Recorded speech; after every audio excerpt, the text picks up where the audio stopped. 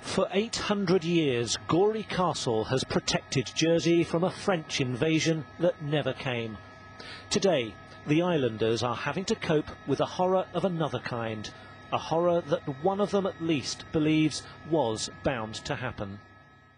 To me, tragically, it was inevitable to happen, or rather having happened to be discovered, because these things have happened over many, many years all around the country, the mainland, and this is just history repeating itself, really. Bob McLachlan ran Scotland Yard's paedophilia squad. He investigated many child abuse cases. He's lived in Jersey for 10 years.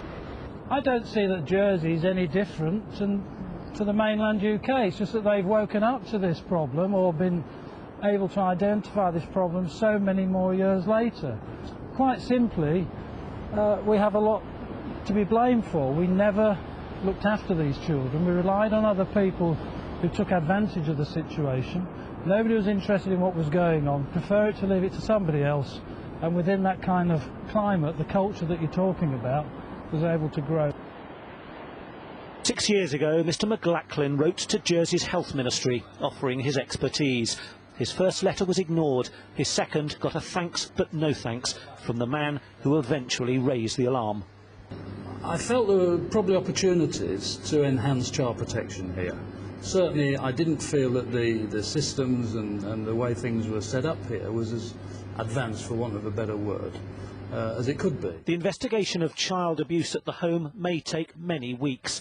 Such cases, said the former detective, are always complicated. It's immensely difficult. It creates its own problems because of the way that offenders create an environment around themselves that's full of secrecy, deceit, well planned. They're evil people, they're clever people, and they create an environment that's a kind of shield against discovery of what they've been about. Jersey police insist they've no firm evidence yet that any child was murdered at the home, but it's possible.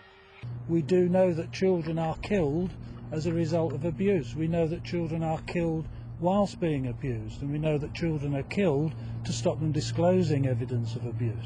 It wouldn't be surprising that somebody has died at the hands of an abuser here. One of the important things to find out in any inquiry like this is who was the first one there that altered the caring environment that it was set up to be and translated it into what you could technically call, I suppose, a paedophile's paradise. That may be one of the most difficult questions to answer. Martin Brunt, Sky News, Jersey.